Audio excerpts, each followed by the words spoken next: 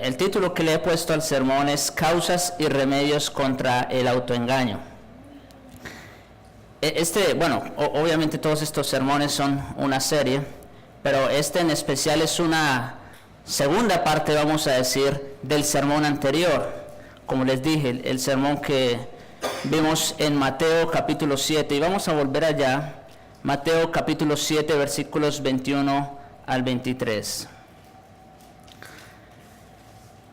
Dice así la palabra de Cristo: no todo el que me dice Señor, Señor, entrará en el reino de los cielos, sino el que hace la voluntad de mi Padre que está en los cielos. Muchos me dirán en aquel día, Señor, Señor, ¿no profetizamos en tu nombre y en tu nombre echamos fuera demonios y en tu nombre hicimos muchos milagros? Y entonces les declararé, nunca os conocí, apartaos de mí, hacedores de maldad. La vez pasada examinamos el mensaje general que contienen estos versículos tan solemnes. Fue una exposición, ¿verdad? Hablamos acerca de las falsas pruebas con respecto a la fe. Una persona que cree que porque ha hecho una profesión de fe, que ha creído en Cristo, o porque es una persona fervorosa, activa en la iglesia, entonces cree que con eso va al cielo.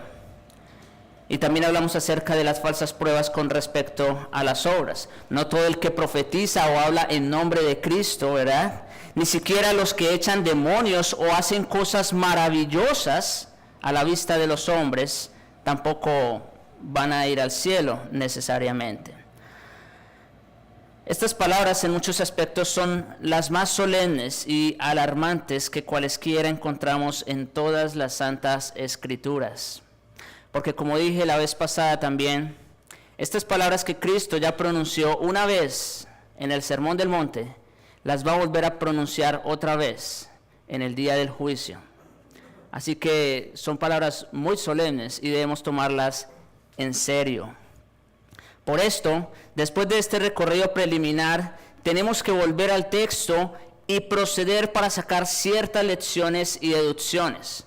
Y aquí quiero obviamente dar créditos al Dr. Martyn Lloyd-Jones, quien en alguna manera me ayudó a ver y a entender la importancia, la relevancia de las palabras de Cristo en este pasaje. Y también a extraer algunas lecciones de este texto. Nuestro Señor sigue repitiendo estas advertencias al exhortar a hombres y mujeres a que entren por la puerta estrecha y a que anden por el camino angosto.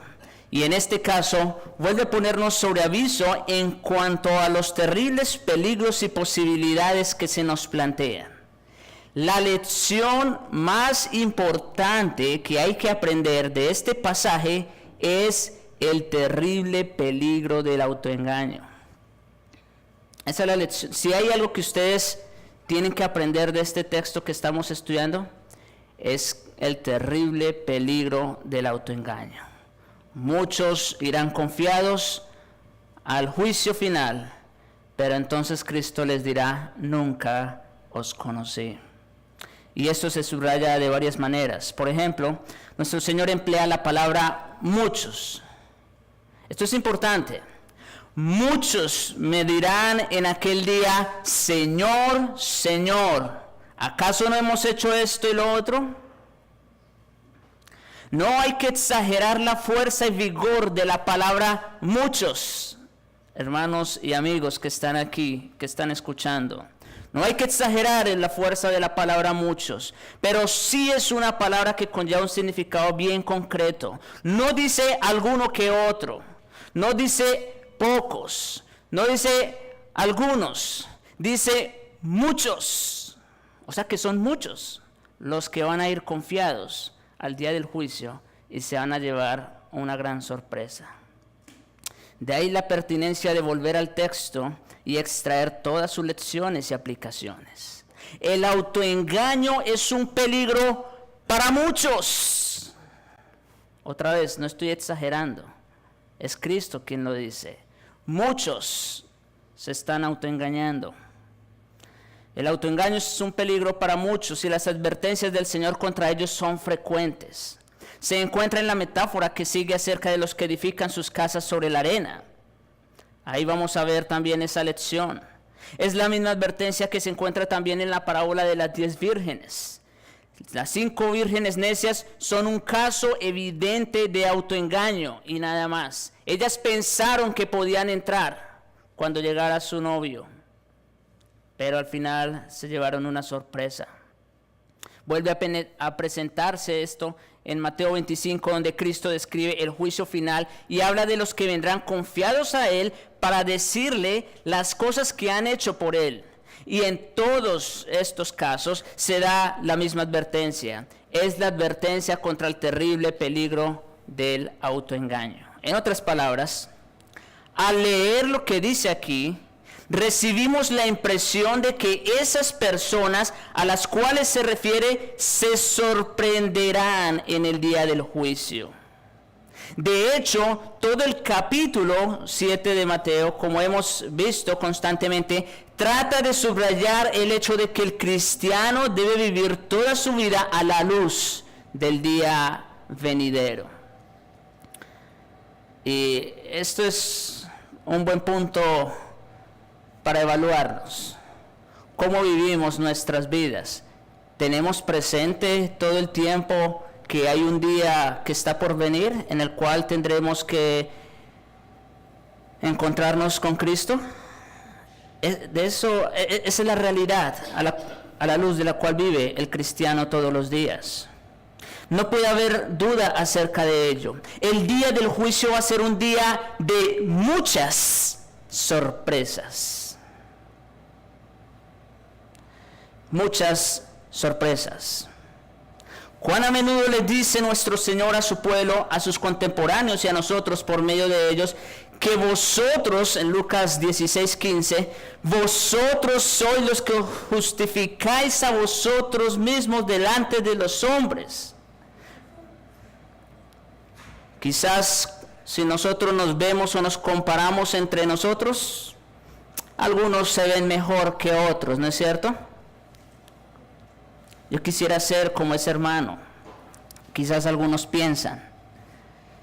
Mas Dios conoce vuestros corazones, porque lo que los hombres tienen por sublime delante de Dios es abominación. También terminamos así hace 15 días, ¿recuerdan? Nosotros podemos engañar a los demás, incluso podemos engañarnos a nosotros mismos, pero a quien nunca vamos a engañar es al juez, a Dios, a Jesucristo. Escuchemos los comentarios que hace la gente cuando salen de su lugar de culto. Nuestros juicios suelen ser muy carnales. A menudo son acerca del hombre, acerca de la apariencia física o de lo que llaman la personalidad, o acerca de sus trabajos o de la familia, menos acerca del mensaje. Nuestros juicios son muy carnales. Recién salimos del culto y ya estamos pensando en otras cosas. Por eso nuestro Señor nos enseña que tengamos cuidado con esta posibilidad terrible y alarmante de engañarnos a nosotros mismos. Todos tenemos ideas claras acerca de la hipocresía consciente. Y aquí quiero que pongan mucha atención. Hay un tipo de hipocresía que es consciente y otra que es inconsciente. La hipocresía consciente es obvia, es evidente. Todos saben. Conocen ese tipo de personas.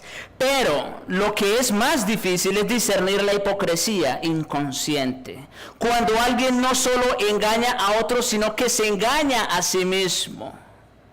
Eso es peor y es más terrible. Que tú te creas algo que en realidad no eres. Se persuade a sí mismo erróneamente. De eso trata nuestro Señor aquí. En su tiempo les declarará: nunca os conocí, no tengo nada que ver con ustedes. Aunque decíais Señor, Señor, y hacíais cosas en mi nombre, nunca os reconocí, nunca hubo un contacto entre nosotros. Os habéis estado engañando a vosotros mismos todo el tiempo. Si lo que describimos entonces es la hipocresía inconsciente, acuérdense, hice la distinción. Un hipócrita consciente es alguien que a propósito busca tener una apariencia, pero el hipócrita inconsciente es aquel que aún está engañado por sí mismo. Entonces, si lo que escribimos es la hipocresía inconsciente, ¿no se sigue de ello que no se puede hacer nada respecto a la misma? ¿Acaso no es por definición algo que el hombre no puede decidir? Si se trata de una condición en la que el hombre se engaña a sí mismo, ¿cómo puede cuidarse de ella? Esto es algo que tenemos que pensar nosotros como creyentes. Si es un estado de hipocresía inconsciente, o sea que tú no lo haces a propósito, entonces ¿cómo podemos cuidarnos de ella? La respuesta es que sí se puede hacer mucho. Lo primero y más importante es examinar las causas del autoengaño. La forma de descubrirlo en nosotros mismos es esta. Si podemos llegar a una lista de elementos de autoengaño y luego examinarnos a nosotros mismos a la luz de las mismas, estaremos en condiciones de resolverlas. Por eso es que el tema de hoy se llama causas y remedios contra el autoengaño. Porque aunque nosotros mismos podemos estarnos engañando, hay remedio para ello. ¿Cuáles son pues las causas comunes de autoengaño y sus remedios? Bueno, en primer lugar, hay una doctrina falsa en cuanto a la seguridad. Esta es, vuelvo y repito, la primera causa es que hay una doctrina falsa en cuanto a la seguridad. Es la tendencia a basar nuestra seguridad solo en ciertas afirmaciones que nosotros mismos hacemos. Hay quienes dicen, la Biblia dice, el que cree en Él no se pierde, sino que recibirá vida eterna. Cree en el Señor Jesucristo y será salvo. El que cree en su corazón y confiesa con la boca será salvo. Interpretan afirmaciones así en el sentido de que con tal que uno reconozca y diga ciertas cosas acerca de Jesucristo, automáticamente se salva. Hay personas que creen en la salvación de esa manera, como un tipo de lámpara de Aladino, que tú nomás lo deseas y se hace instantáneamente. El error radica en esto. El hombre que es verdaderamente salvo y tiene una seguridad genuina de la salvación, hace y debe hacer estas afirmaciones. Sí, no estamos diciendo que no creen en Jesucristo, que no lo afirma, pero el simple afirmar esto no garantiza ni asegura por necesidad que uno sea salvo. Es como dijimos también hace 15 días. Ninguno que no diga Señor, Señor va a entrar al reino de los cielos. Pero no todos los que dicen Señor, Señor van a entrar. ¿Entienden la diferencia, verdad? De eso se trata, de eso estamos hablando aquí. Las personas de las que nuestro Señor se ocupa dicen Señor, Señor, y parece que le dan a esta afirmación el sentido justo. Pero como hemos visto, y Santiago nos recuerda en su carta, también los demonios creen y tiemblan. ¿Saben quién es Jesucristo? Si leemos los evangelios descubrimos que los espíritus malos, los demonios reconocen el señorío de Cristo. Ustedes leerán, ¿verdad? Y verán cómo los demonios ven a Cristo como el Santo de Dios. Hacen afirmaciones correctas acerca de Él, pero son demonios y están perdidos. Por eso les digo, el simple hecho de afirmar una verdad respecto a Cristo no necesariamente te garantiza vida eterna. Dicen creo, he dicho con la boca que creo que Jesús de Nazaret es el Hijo de Dios y que murió por mis pecados, pero la argumentación es incompleta. El creyente, el cristiano, sí dice esas cosas, pero no se limita a decirlas únicamente. La persona que solo se limita a creer y decir ciertas verdades es lo que se describe como fideísmo. Quizás no han escuchado esa palabra antes, ¿verdad? Fideísmo, lo cual significa que el hombre pone su confianza última en su propia fe y no en el Señor Jesucristo. ¿Entienden otra vez esa distinción? Una cosa es creer y abrazar al Señor Jesucristo, vivir para Él, y otra es simplemente creer que porque yo hice una confesión, que porque yo hice una profesión de fe, porque yo creo que creo en Cristo, entonces soy salvo. Eso es fideísmo. Eso es poner su confianza no en Jesucristo, sino en su propia fe, y eso no lo salva. Ahora, ¿cuál es el remedio ante esta falsa doctrina de la seguridad? Busque evidencias de cambio en su vida. Busque evidencias de cambio en su vida. Noten, estoy diciendo busque evidencias, no estoy diciendo procúrelas, ¿verdad? Porque las evidencias vienen como resultado de la fe. Pero aquí estamos hablando de que si tú eres cristiano, eso se va a notar en tu vida. Van a haber cambios. El objetivo de este párrafo, de las palabras de Cristo, es sin duda el ponernos sobre aviso contra el terrible peligro de basar nuestra seguridad de salvación en la repetición de ciertas afirmaciones y fórmulas. Es posible que alguien diga siempre lo que debe y sin embargo viva una vida tan mala que es completamente evidente que no es cristiano. Por eso el apóstol Pablo no escatima palabras para decir lo siguiente en 1 Corintios capítulo 6 versículos 9 y 10. Miren cómo dice, escuchen al apóstol: no erréis. En otras palabras, no se confíen. No se confíen.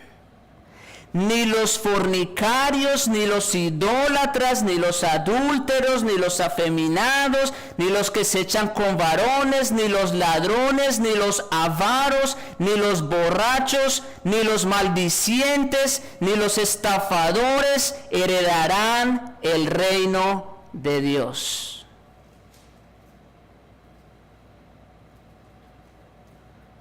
¿Lo digo yo? No. Lo dice Pablo por el Espíritu Santo. Y añade en el versículo que sigue: mas esto erais algunos de vosotros. Noten, está en pasado. Esto erais. Eras borracho, eras ladrón, eras avaro. Sí, antes de llegar a Cristo, eso eras. Pero si eres de Cristo, ya no puedes ser eso.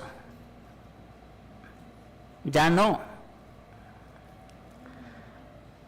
Es por consiguiente muy posible que alguien diga lo que debe decir, creer lo que hay que creer y sin embargo viva una vida mala, pecaminosa. Por eso el apóstol también afirma en 2 Corintios 5:17, de modo que si alguno está en Cristo, nueva criatura es. Es una nueva creación.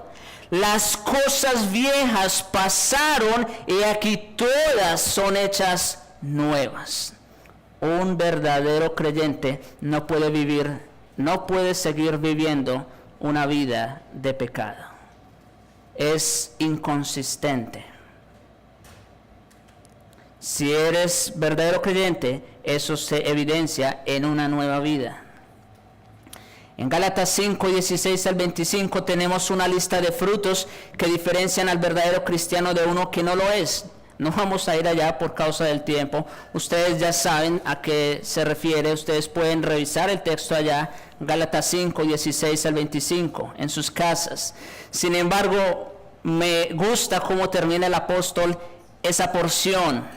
Observen cómo termina esa comparación en los versículos 24 y 25 del capítulo 5 de Gálatas. Dice: pero los que son de Cristo han crucificado la carne con sus pasiones y deseos. Sí, el apóstol Pablo nos presenta una lista de las obras de la carne, ¿no es cierto? Las mismas que menciona aquí en 1 Corintios 6. Y más, quizás, porque en Gálatas abunda un poco más. Y luego presenta el fruto del Espíritu. También los tenemos allí. Y luego, inmediatamente, Pablo dice, pero los que son de Cristo han crucificado la carne con sus pasiones y deseos.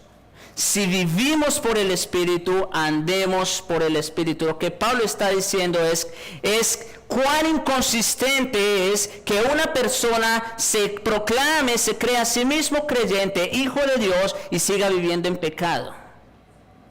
¿Sí? Y si quieren saber más sobre las evidencias de cambio en sus vidas, léanse Efesios desde el capítulo 4 hasta el 6. Allí también el apóstol abunda en cuanto a lo que es un verdadero cristiano. Y bueno, casi todas las cartas traen evidencias de lo que es un verdadero cristiano. Que nadie se engañe a sí mismo.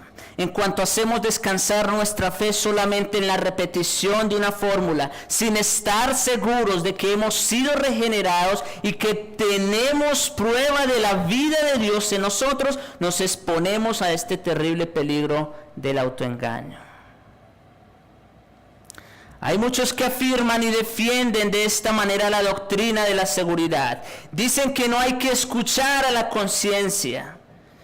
Si has dicho que crees eso, basta. Pero hermanos, no basta. Porque Cristo le responderá, muchos me dirán, Señor, Señor, y Él les dirá, nunca os conocí. Apartaos de mí, hacedores de maldad. La verdadera fe, hermanos, no se limita a creer o afirmar ciertas verdades solamente. También lo demuestra con hechos. Por eso Santiago afirma claramente que la fe sin obras es muerta. Dice, tú me muestras tu fe por tu fe, yo te muestro mi fe por mis obras. Abraham creyó a Dios y le fue contado por justicia, sí, pero Abraham también fue y sacrificó a su hijo. O sea, lo que voy diciendo es, no se confíen de que porque ya hicieron una profesión de fe, es suficiente y les bastará. Tenemos que decir, Señor, Señor, sí, tenemos que decirlo, tenemos que creerlo, porque también si no se cree, pues obviamente no hay cielo, no hay vida eterna. Tenemos que decir, Señor, Señor, para entrar en el reino de los cielos. Pero no todo el que lo dice entrará en él. La segunda causa de esta situación, del terrible peligro del autoengaño, es la negativa a examinarse a sí mismo. No solo es una doctrina falsa en cuanto a la seguridad, también es la negativa a examinarse a sí mismo. El autoexamen no resulta popular hoy día, sobre todo, por extraño que parezca, entre los cristianos evangélicos. Queremos escuchar hablar de Cristo, sí, del Evangelio, la buena noticia, claro que sí, para eso estamos aquí, para predicar solo a Cristo, que en Él hay perdón, que hay salvación, pero cuando vamos a través de las páginas de las Escrituras, encontramos que ellas mismas nos llevan al autoexamen. Y eso ya no gusta a muchos. De hecho, se da el caso que los cristianos evangélicos no solo se oponen al autoexamen, sino que a veces incluso lo consideran casi pecaminoso. Arguyen diciendo que el cristiano debe mirar solo al Señor Jesucristo, que no debe mirarse a sí mismo para nada, e interpretan esto en el sentido de que nunca deben examinarse a sí mismo. Consideran el examinarse a sí mismo como mirarse a sí mismo. Dicen que si uno se mira a sí mismo no encontrará sino tinieblas y oscuridad, y por tanto no hay que mirarse a sí mismo sino a Jesucristo. Y claro, aunque es verdad, tenemos que volver a Cristo, sin embargo, están negando otra verdad de las Santas Escrituras, y es el hecho del autoexamen. ¿Y cuál es ese remedio entonces frente a la negativa del autoexamen? Bueno, el remedio lo tienen las mismas Escrituras. Examinémonos a nosotros mismos. Miren cómo dice Pablo en 2 Corintios 13:5. examinaos a vosotros mismos. Pablo está llamando la atención a eso. Examinaos a vosotros mismos si estáis en la fe. ¿Ven? Ustedes pudieron haber hecho una profesión de fe, pudieron decir que creyeron en Jesucristo, pero yo les recomiendo, y claro, aquí Pablo está hablando inspirado por el Espíritu, y no solo les recomiendo porque está en imperativo, les está mandando, examinaos a vosotros mismos si estáis en la fe. Probaos a vosotros mismos. ¿O no conocéis a vosotros mismos que Jesucristo está en vosotros? A menos, escuchen estas palabras, a menos que estéis reprobados. Lo que está diciendo Pablo es, ok, ¿tú dices que crees en Cristo? También tienes que estarte autoexaminando con cierta frecuencia, mirando cómo va tu vida. El apóstol Pablo nos exhorta a examinarnos a nosotros mismos, y lo hace así, por la excelente razón de que existe un terrible peligro de caer en el antinomianismo. ¿Ustedes también han escuchado esa palabra, quizá? Sí, es decir, en el sostener que con tal de que alguien crea en el Señor Jesucristo, no importa lo que se haga. Que si alguien es salvo, no importa qué clase de vida lleve. Eso es antinomianismo. Una vez salvo, siempre salvo, no importa cómo viva. El antinomianismo sostiene que en el momento en el que uno comienza a concentrarse en la conducta, vuelve a situarse bajo la ley. Si uno cree en el Señor Jesucristo, dice, todo va bien. Pero esto, claro está, es precisamente aquello contra lo cual nuestro Señor nos llama la atención en este párrafo. Es el peligro fatal de confiar solo en lo que decimos y olvidar que lo esencial acerca del cristianismo es la vida que se vive, a saber, la vida de Dios en el alma del hombre. Es aquel que vive, que es partícipe de la naturaleza divina, y eso necesariamente se manifiesta en su vida. Hay algunos que incluso piensan que examinarse a sí mismo frente a la ley, frente a las escrituras, es legalismo. No, hermanos, no es legalismo. Es lo que Cristo, a lo que Cristo nos está llamando, nos está invitando en este texto, a lo que Pablo también nos llama la atención en su carta. Por esa razón Pablo podía decir con seguridad en Gálatas 2:20, con Cristo estoy juntamente crucificado. ¿Ven? Muerto, en otras palabras. Ya no vivo yo, ya no vivo para mis placeres, para mis deleites, para aquello que me gusta. No, ya no vivo para mí. Ahora vive Cristo en mí, y lo que ahora vivo en la carne, lo vivo en la fe del Hijo de Dios, el cual me amó y se entregó a sí mismo por mí. Ya no vivo para mí. Era claro que el apóstol participaba de la naturaleza divina por la vida que vivía.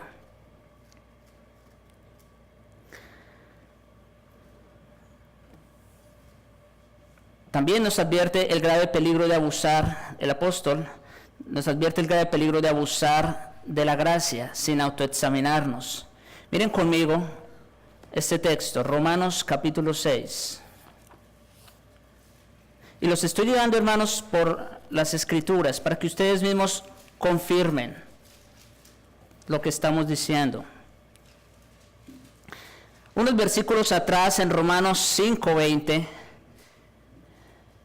dice lo siguiente: pero la ley se introdujo para que el pecado abundase, mas cuando el pecado abundó, sobreabundó la gracia.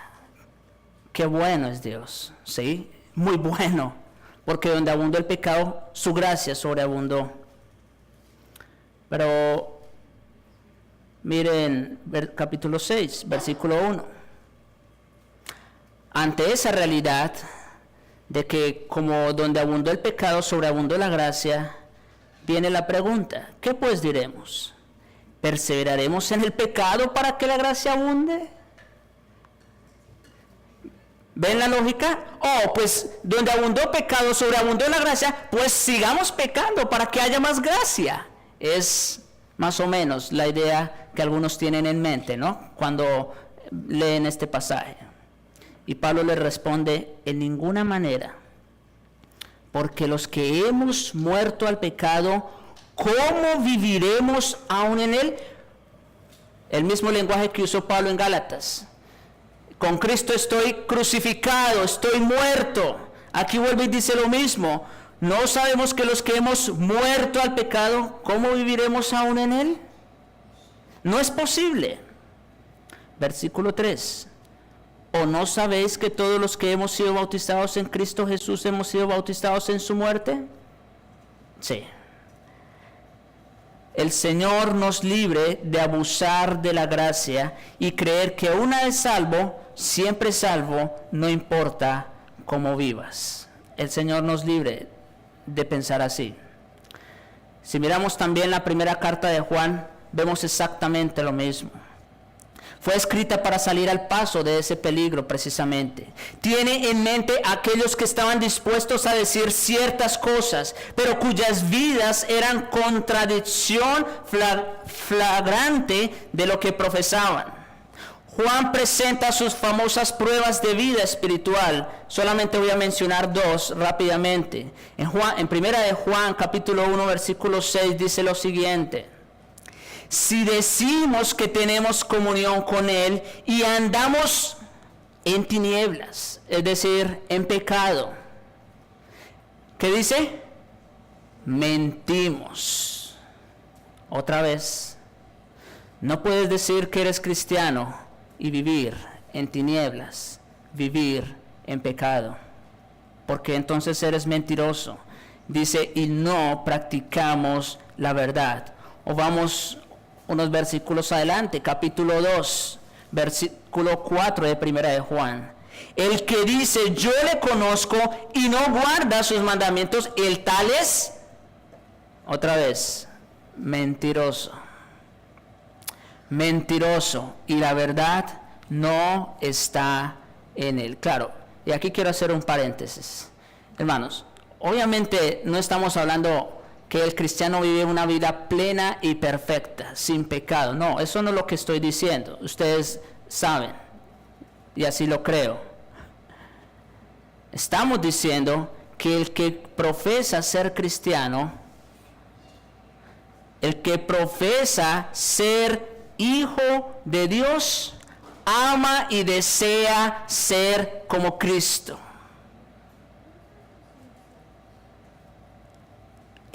Hace, vamos a decir, su mejor esfuerzo por agradar al Señor en el Espíritu. Una persona que profesa ser creyente y se despreocupa de sí mismo, entonces el tal es mentiroso. Había personas que hacían precisamente esto. Decían, soy cristiano, tengo comunión con Dios, creo en el Señor Jesucristo, pero vivían en el pecado. Esto es una mentira, dice Juan. Es transgredir la ley, es desobedecer a Dios y su santo mandamiento. Por mucho que alguien diga que cree en el Señor Jesucristo, si su forma de vivir es consistentemente pecaminosa, no es cristiano. Y aquí quiero también hacer una aclaración. ¿Qué significa vivir una vida consistentemente pecaminosa? Es una persona que vive en pecado, que no le importa cómo vive, que no le duele su pecado. Una cosa es caer en pecado, tener algunas debilidades, pero otra es vivir en el pecado. Y de eso es que estamos hablando aquí. De vivir, de practicar el pecado. De eso es que estamos hablando. Es evidente entonces que la forma de descubrir esto es examinándonos a nosotros mismos. Debemos mirarnos a nosotros mismos, examinarnos a la luz de los mandamientos, a la luz de la enseñanza bíblica, a la luz de este sermón del monte, y debemos hacerlo con honestidad. Además, cuando lleguemos a este asunto de las obras que realizamos, ya sea profetizar, echar demonios o hacer milagros, debemos examinar nuestros motivos. Esto también es importante. No solo se mira lo externo, sino también lo interno, la motivación. Debemos preguntarnos honestamente, ¿por qué estoy haciendo esto? ¿Qué es lo que realmente me impulsa a hacerlo? Hay personas que les gusta servir a los demás. Hay personas que les gusta ayudar a otros. La pregunta que deben hacerse es, ¿qué los impulsa? ¿Qué los mueve a hacer eso? ¿Qué los impulsa a hacer esas buenas obras? ¿Por qué estoy haciendo eso? Porque el hombre que no se da cuenta de que quizá hacer cosas buenas por motivos completamente equivocados es un simple novicio en estos asuntos. Dice también el autor de los Hebreos que sin fe es imposible agradar a Dios. Puedes hacer tus mejores esfuerzos, tus mejores obras, pero si no provienen de la fe, de nada sirven. Es posible que alguien predique el Evangelio de Cristo de una forma ortodoxa, que mencione el nombre de Cristo, que posea la doctrina justa y sea celoso en la predicación de la palabra, y sin embargo en realidad lo haya estado haciendo todo el tiempo para su propio interés y para su propia gloria y autosatisfacción. Sí, este es un peligro que nos atañe a todos por igual. Ninguno se escapa. La única manera de salvaguardarnos contra esto es examinándonos a nosotros mismos. ¿Cuáles son nuestros intereses detrás de lo que hacemos? Es doloroso y desagradable. Por eso les decía, yo sé que esto del autoexamen no es común escucharlo en muchas predicaciones hoy día, pero es a eso que nos llama también las Escrituras, para evitar el terrible peligro del autoengaño, a examinarnos a nosotros mismos.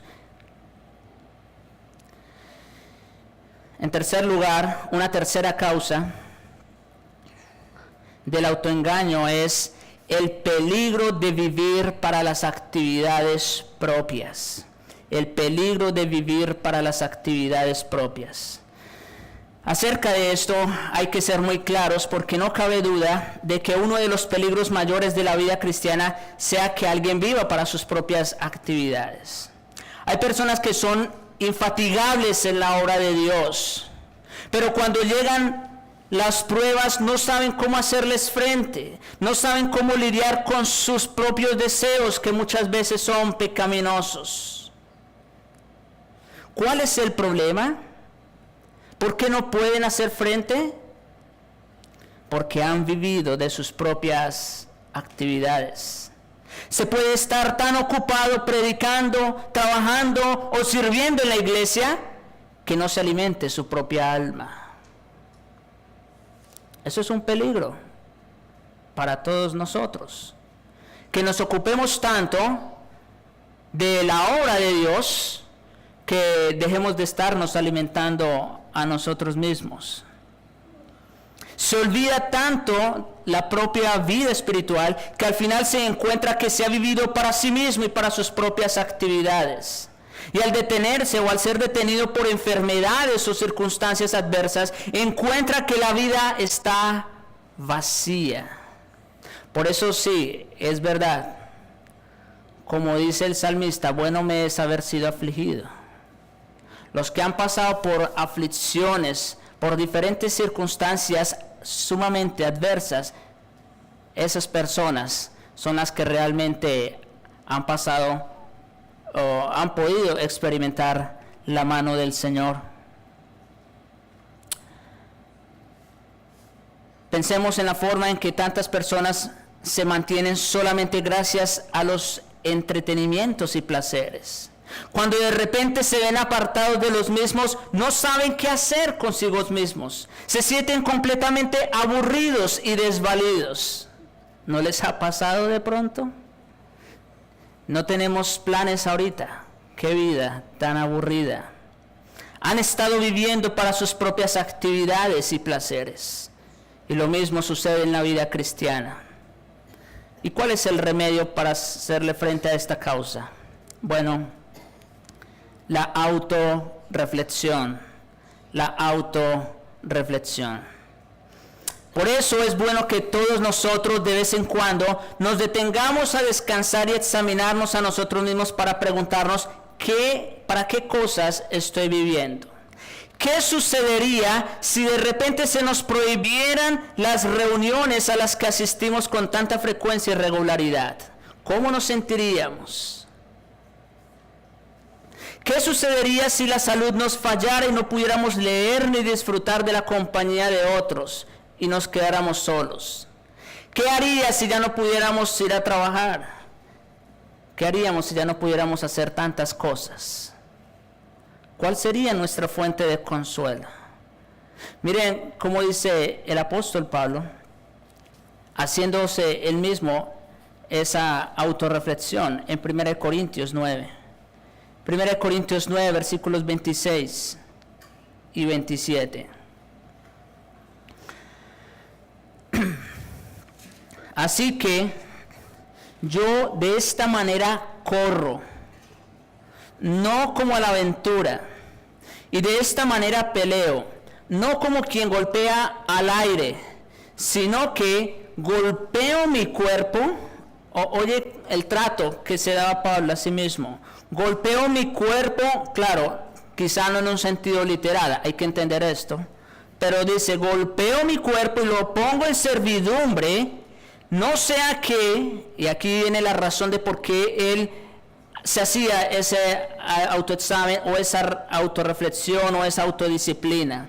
Dice, no sea que, habiendo sido heraldo para otros, yo mismo venga a ser eliminado.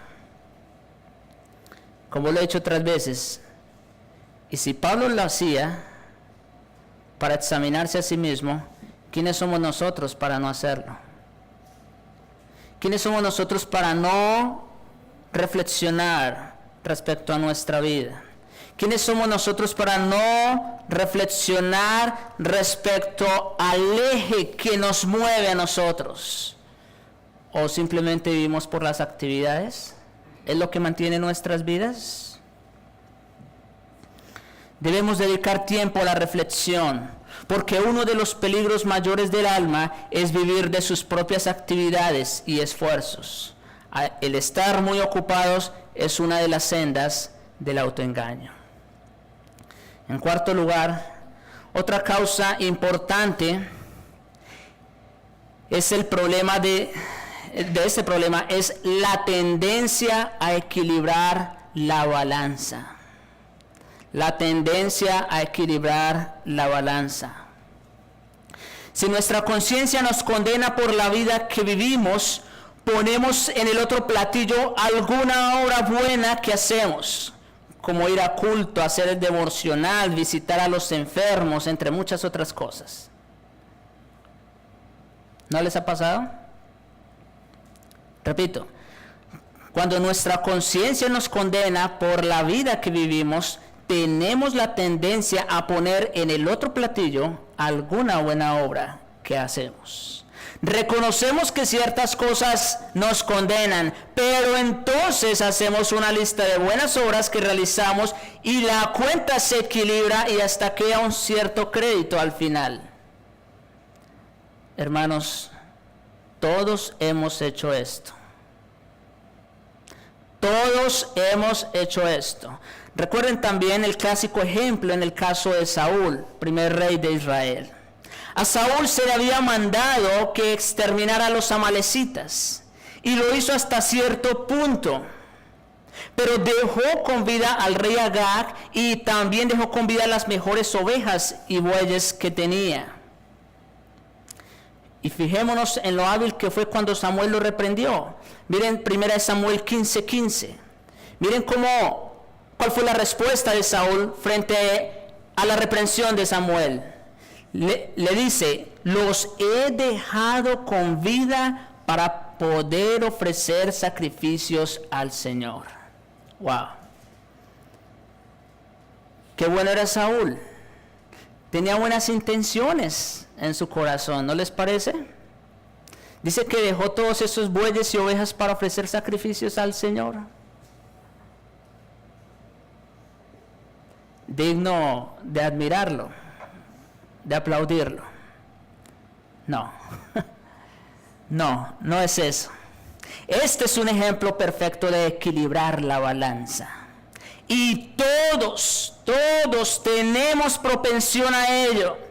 En lugar de permitir que la conciencia realice su labor, de inmediato sacamos cosas positivas de nuestra mente que contrarresten las negativas. En otras palabras, cauterizamos nuestra conciencia, acostumbrándola a vivir de acuerdo a nuestras propias concupiscencias. No, pero es que esto no es tan malo después de todo. Por eso digo, ¿no les ha pasado? El que hace esto en la vida cristiana pronto quebrará espiritualmente y al final el Señor mismo lo repudiará. ¿Y cuál es el remedio frente a este peligro de equilibrar la balanza? No apagues la voz de la conciencia. No apagues la voz de la conciencia. La conciencia no es otra cosa que el testimonio de Dios escrito en nuestros corazones para acusarnos o defendernos según nuestras obras. Esa es la conciencia. El testimonio, la ley de Dios escrita en nuestros corazones para acusarnos o defendernos según nuestras obras. Sin embargo, como por las obras de la ley ninguno será justificado para con Dios, la conciencia despertada por el conocimiento del Evangelio es nuestro mejor aliado. Miren Gálatas capítulo 3, versículo 24. De manera, aquí Pablo está explicando el propósito de la ley, ¿verdad? Ya sabemos que por la ley nadie será justificado. Bueno, Pablo, entonces, ¿para qué fue la ley? De manera que la ley ha sido nuestro ayo, nuestro guía para llevarnos a Cristo. Si de algo nos sirve la ley de Dios escrita en nuestros corazones, teniendo un conocimiento del Evangelio, es para llevarnos a Jesucristo.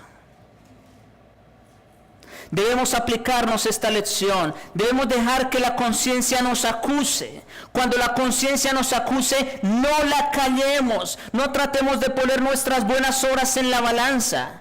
Dejemos que el Espíritu Santo haga su obra en nosotros.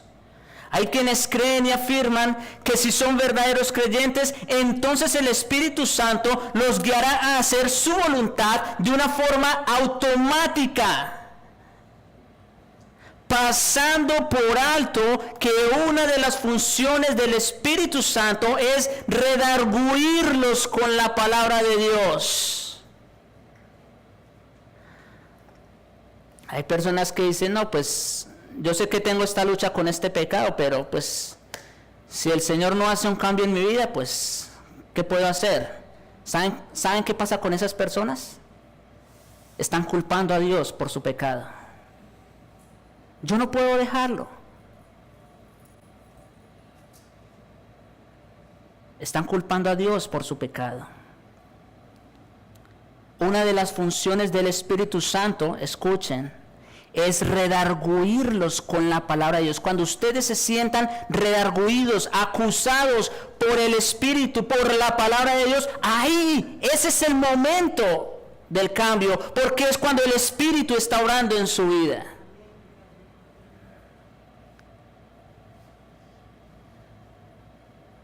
Y cuando no obedecen a esa voz interna, simplemente están resistiendo al Espíritu Santo. Como dice Pablo en 1 Tesalonicenses 5:19, no apaguéis al Espíritu. A eso se refiere, a resistir la obra del Espíritu. No debemos excusarnos a nosotros mismos, sino escuchar los dictados de la conciencia guiada por el Espíritu Santo y obedecerlos. No apaguemos la voz de la conciencia. En quinto lugar, la causa última común del autoengaño es no caer en la cuenta de que lo único que importa es nuestra relación con Cristo. Escuchen esto. La causa última de autoengaño es no caer en la cuenta de que lo único que importa es nuestra relación con Cristo. Él es el juez. Él fue el que una vez dijo esas palabras en el Sermón del Monte y el que una vez las va a volver a decir en el día final. Y lo que importa no es lo que la gente piensa de nosotros, ni siquiera lo que nosotros pensamos de nosotros mismos. Lo que importa es lo que el juez piensa de nosotros. No importa qué impresión dejamos en los demás o qué pensamos de nosotros mismos. Él será quien dirá a esas personas: nunca os conocí.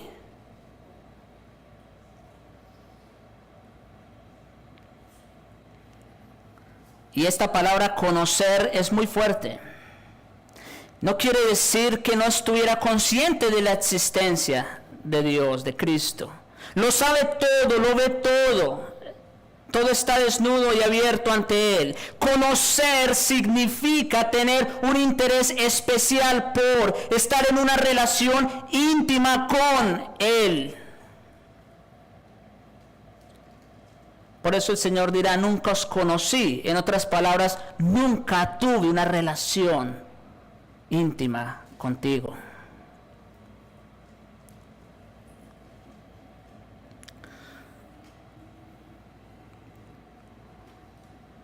Esto significa que tiene una relación especial con su pueblo. Lo que nuestro Señor dirá en el día del juicio a esos que se engañaron a sí mismos es que han hecho todas estas cosas por su propio poder. Nunca tuvieron nada que ver con Él. Nunca fueron conocidos o amados por Él. Hermanos, lo más importante después de todo es ser conocido por Dios y por Jesucristo.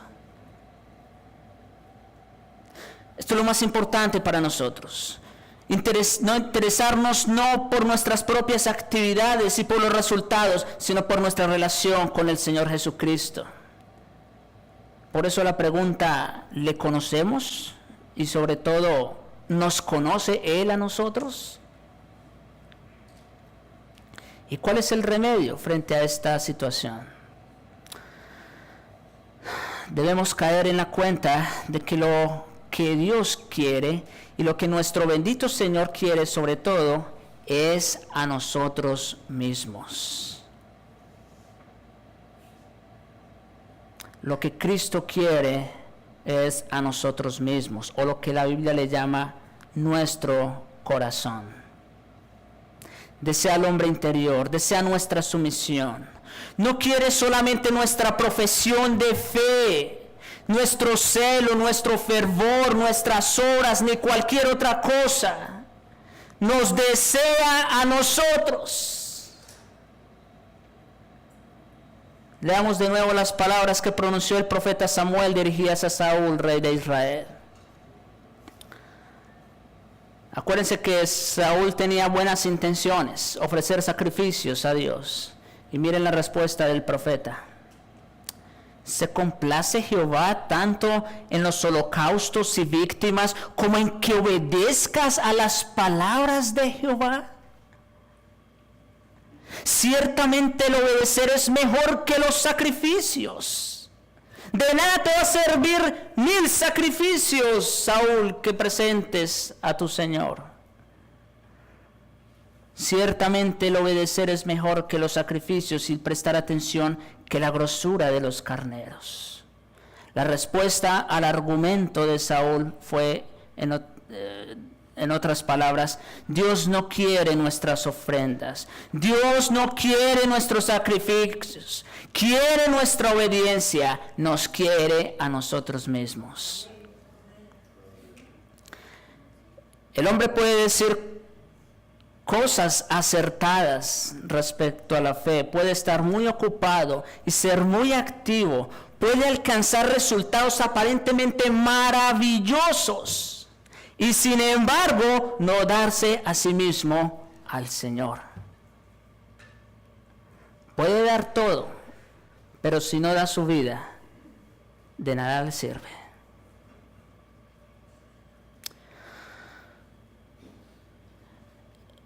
Este es en último término el mayor insulto que podemos hacer a Dios. ¿Qué puede ser más ofensivo que decir Señor, Señor con mucho fervor? Estar ocupado y ser activo en los asuntos del reino y sin embargo no ofrecerle verdadera fidelidad y sumisión. Insistir en retener el control sobre nuestra propia vida y permitir que nuestras propias opiniones y argumentos y no los de la Biblia nos dirijan a nosotros. Ese es el mayor insulto que podemos hacer a nuestro santo Dios. La mayor ofensa al Señor es una voluntad que no se ha entregado en forma completa y total al Señor. Y sea lo que fuere lo que hagamos o digamos, por grandes que sean nuestras ofrendas y sacrificios, por maravillosas que sean nuestras obras, en su nombre, de nada nos servirá. Yo quiero que observen con exclusividad, que observen la exclusividad de la relación de Dios con sus hijos. No vamos a leer el texto nuevamente. Aquí tengo el extracto de la lectura que hizo el hermano Jesús al principio. En Efesios capítulo 1, versículos 3 al 14.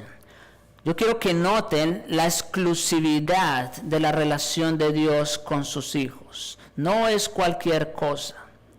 Dice el texto que nos escogió, nos amó, nos predestinó, nos redimió, nos perdonó, nos adoptó, nos heredó, nos selló con su Espíritu Santo.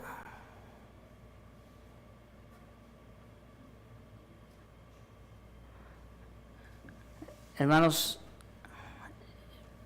pienso en esto y realmente me humilla todo lo que Dios ha hecho por nosotros.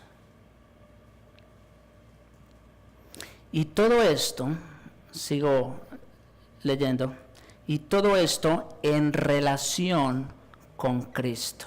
Si ustedes vuelven a leer Efesios 1, del 3 al 14, ustedes van a mirar la cantidad de veces que dice en Él, en Cristo, en Él, a sí mismo.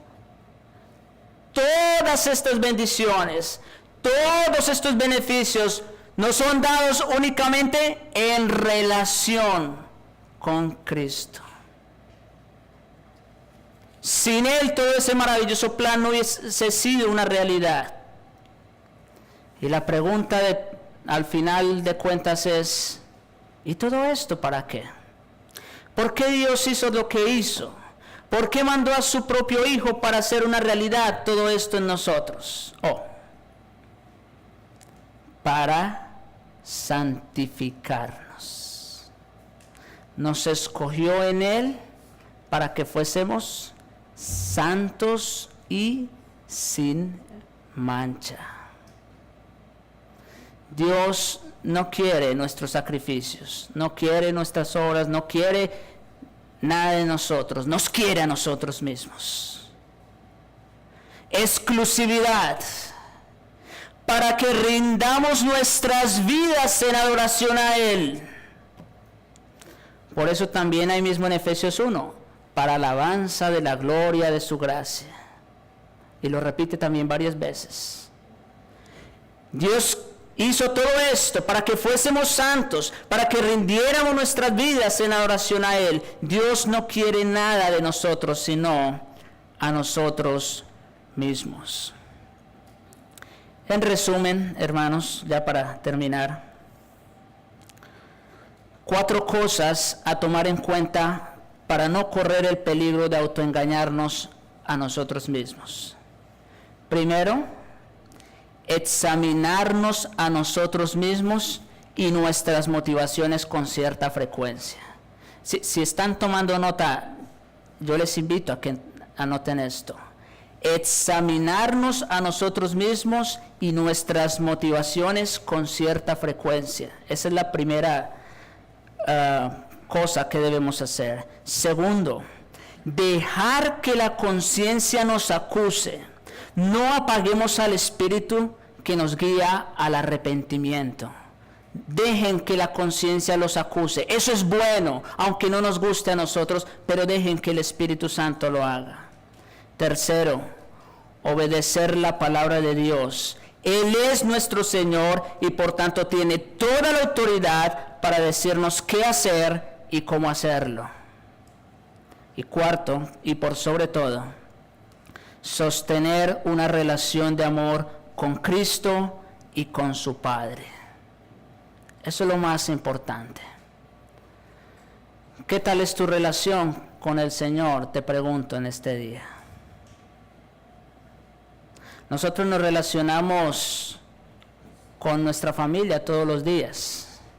Con los hermanos pues también con cierta frecuencia. O con los compañeros de trabajo también.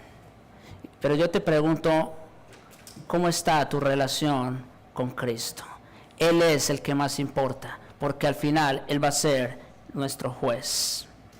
El mismo que ha dicho en Mateo 7:21, no todo el que me dice Señor, Señor, entrará en el reino de los cielos, es el mismo que dijo en Juan 14:23, el que me ama, mi palabra guardará, y mi Padre le amará, y vendremos a Él, y haremos morada con Él. ¿Has experimentado esa relación de amor con Cristo y con el Padre?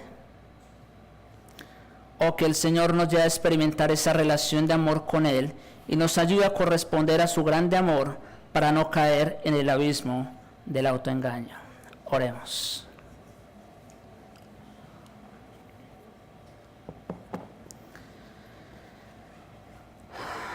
Bendito Padre, Señor, gracias te damos por este tiempo.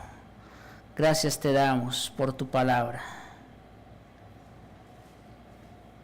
Gracias por que a veces nos redarguye, nos exhorta, nos habla fuerte, pero también a la vez es un ungüento, Señor, para el alma y nos refresca, nos alienta. Gracias, Señor, te damos, que no nos has dejado sin tu testimonio. No nos has dejado, Señor, sin tu Espíritu. Y aquí estamos por Él siendo instruidos y enseñados. Te ruego, Señor, ayúdanos a recibir esta palabra como viene. Que no tratemos de evadirla. Que hagamos frente a ella, Señor, porque es el Espíritu Santo mismo el que nos está confrontando. Oh Señor, que no apaguemos esa voz de la conciencia. Que nos autoexaminemos con frecuencia a nosotros mismos para ver si estamos en la fe. Pero por sobre todo te ruego, Señor, ayúdanos a mantener viva nuestra relación contigo. Que tú seas lo más importante de nuestras vidas. Que nada lo supere. Oh Señor, perdónanos por haber vivido autoengañándonos todo este tiempo, creyendo, Señor, creyendo no en Jesucristo quizá, sino más bien en nuestra propia fe, creyendo que somos lo que en realidad no éramos. Perdónanos, oh Dios, y ayúdanos. Asegúranos, oh Dios, te lo ruego, y te pido por los que apenas están escuchando, que vengan a Cristo, que vengan, Señor, porque en ti, Señor, sí hay descanso, hay plenitud, hay refrigerio. Te pido, Señor, estas bendiciones en Jesucristo. Amén.